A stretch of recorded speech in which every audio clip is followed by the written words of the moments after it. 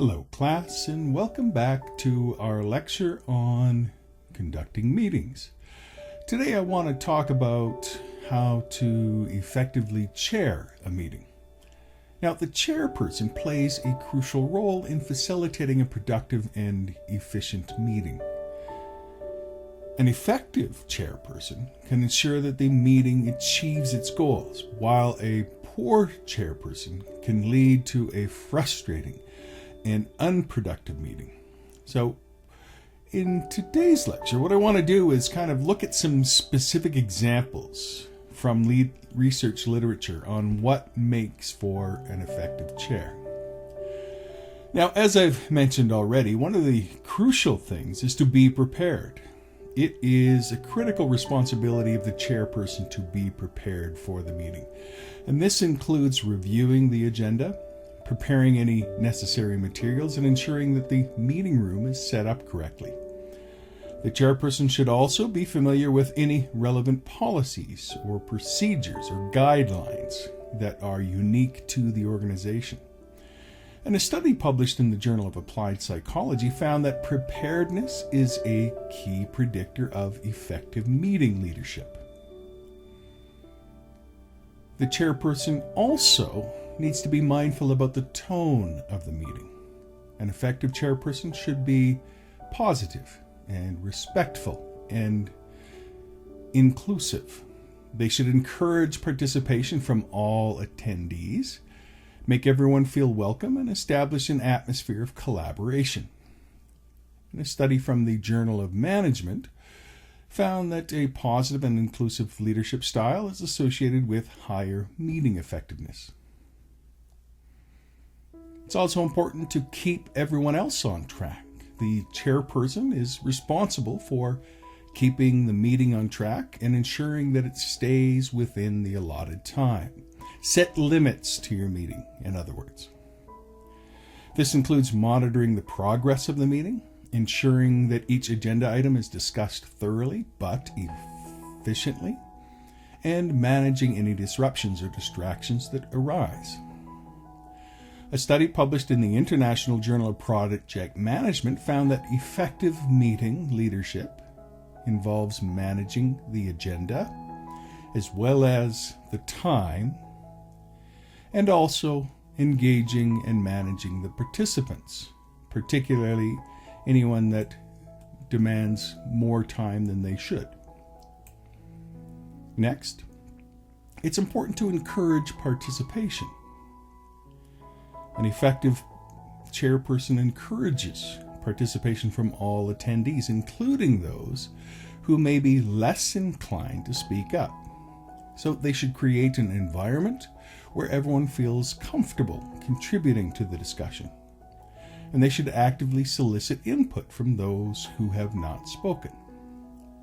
A study published in the Journal of Organizational Behavior found that inclusive leadership behaviors, such as soliciting input from all attendees, are associated with higher meeting effectiveness.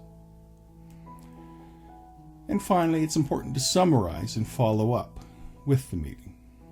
So at the end of the meeting, the chairperson should summarize all the key points discussed and any decisions that were made during the meeting. They should also ensure that any action items are assigned to the appropriate individuals and that there is a clear plan for follow-up.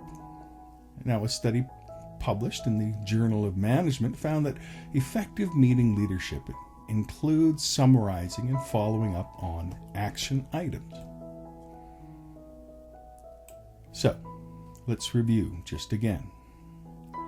The chairperson is responsible for setting the agenda for the meeting, and this includes identifying the key topics to be discussed and determining the order in which they are addressed. The agenda should be communicated to all attendees in advance of the meeting to allow them to prepare themselves adequately. The chairperson is also responsible for presiding over the meeting, and this includes managing the flow of discussion, ensuring that all attendees have the opportunity to speak, and maintaining a productive and respectful atmosphere. The chairperson is also responsible for enforcing the rules of the meeting, and this ensures all the attendees adhere to things like time limits for speaking, and that the discussion remains focused on the agenda items. We don't need a lot of extraneous ideas being brought in. They can instead be included in a future meeting.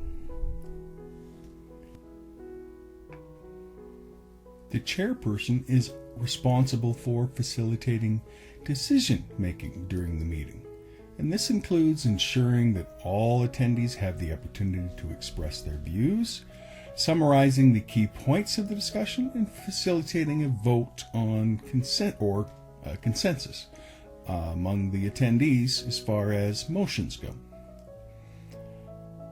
It's also important at the end of the meeting for the chairperson to be responsible for summarizing the key points of the discussion, any decisions that were made, and any action items that should be assigned to attendees. The chairperson should also ensure that there is a clear plan to follow up on these action items.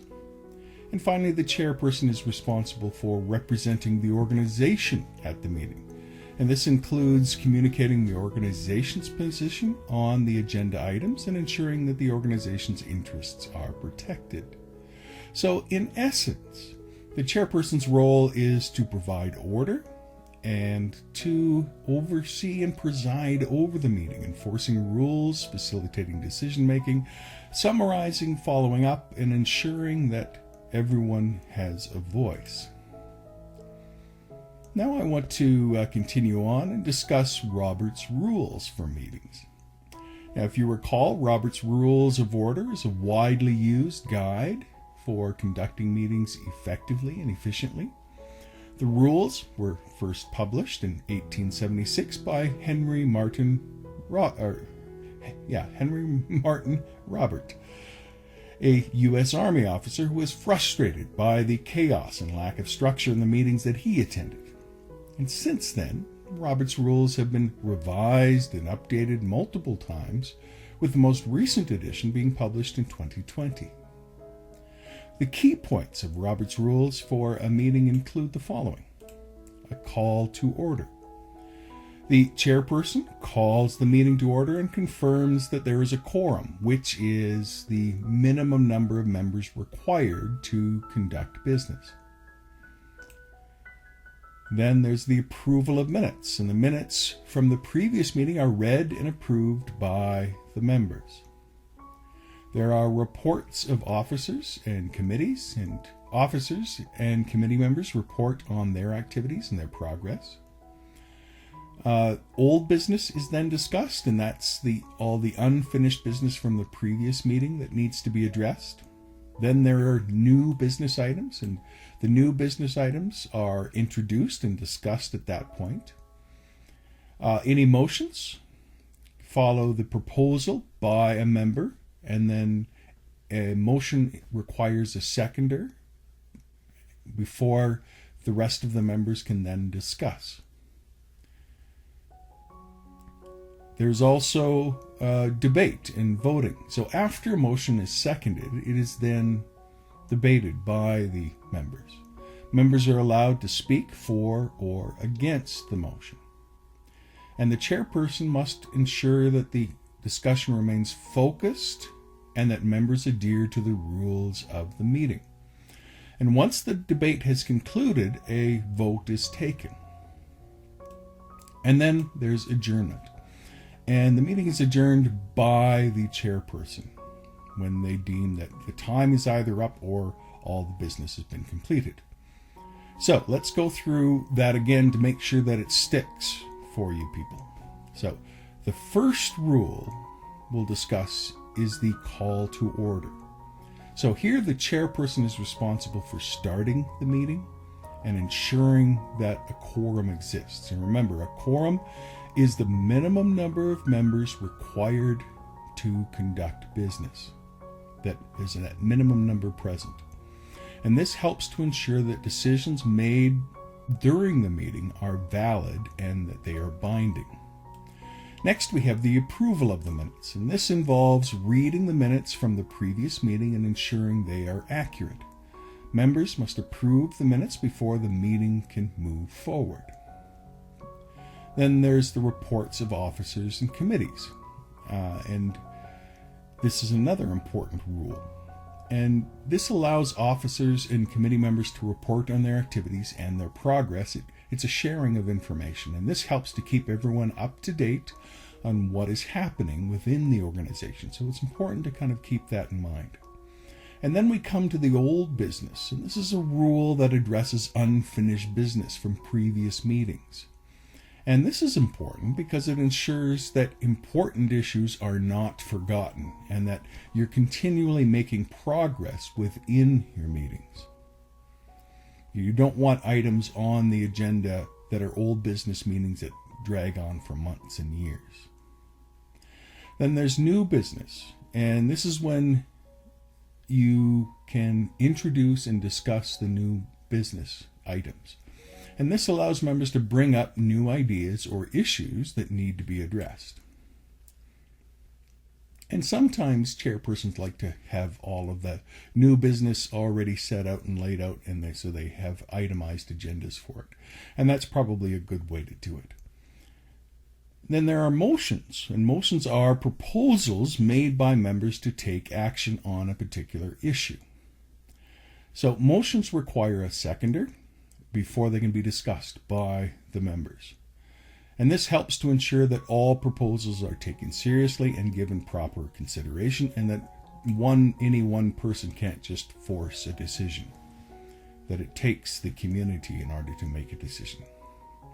Then there is the debate and voting, where after a motion is seconded, then the chairperson can allow for debate among the members. But the chairperson always need to be mindful to allow people to speak for and against the motion, and that the chairperson needs to ensure that the discussion remains focused and that members adhere to the rules of the meeting. And once the debate has concluded, then a vote is taken, and it's up to the chairperson when that vote can happen. And lastly, we have adjournment, where the meeting is formally closed by the chairperson. And this ensures that the meeting ends on time and that everyone is aware that it is indeed over. And it's important to note that Robert's rules for a meeting are designed to ensure that meetings are conducted in a fair and efficient manner. They are meant to provide a framework for discussion and decision-making, while also ensuring that all members have an opportunity to express their views. Robert's rules can be adapted to fit the needs of different organizations and can be modified as necessary, but there should be a paper trail of any modifications. In essence, Robert's rules for a meeting provide a good guide for running an effective meeting. Everything from calling the meeting to order, to debating and voting on motions, to adjourning the meeting. And by adhering to these rules, organizations can ensure that their meetings are productive and respectful and achieve their objectives. So, in essence, what have we looked at during this lecture? Well, we've explored Henry Martin Robert and how he established the rules for meetings in 1876, about Robert's Rules of Order and how it's a widely used guide for conducting meetings effectively and efficiently. We also discussed the key points of Robert's Rules for a meeting, and these key points include the call to order, approval of minutes, reports of officers and committees, old business and new business and motions and debate and voting, and of course adjournment. And each of these points was explained and explored as we looked at how these are used within a meeting and what the role of the chairperson is within this. We've also explored the importance of a meeting, looking at how we take steps within a meeting, how a person should chair a meeting, and what the research literature says about what makes for an effective chair. We've also looked at the roles and responsibilities of the chair, emphasizing that the chair has a critical role in assuring that the meeting runs smoothly and that all members are able to participate fully. The chair is responsible for setting the meeting, keeping the discussion on track and ensuring that all members are able to speak and be heard. And throughout this lecture, there has been a strong emphasis upon following Robert's rules, because that's one of the common standards within organizations, is to follow these rules. And by adhering to these rules, organizations can ensure that their meetings are conducted in a fair and efficient manner. So in essence, we've looked at meetings and Robert's rules and how they're comprehensive and formative, and we've looked at the importance of having a good chair and how this ensures that a meeting runs smoothly and that all members are able to participate fully. I hope you enjoyed this lecture, and we'll continue on with more topics next week. You take care, and thank you so much. You take care. Goodbye.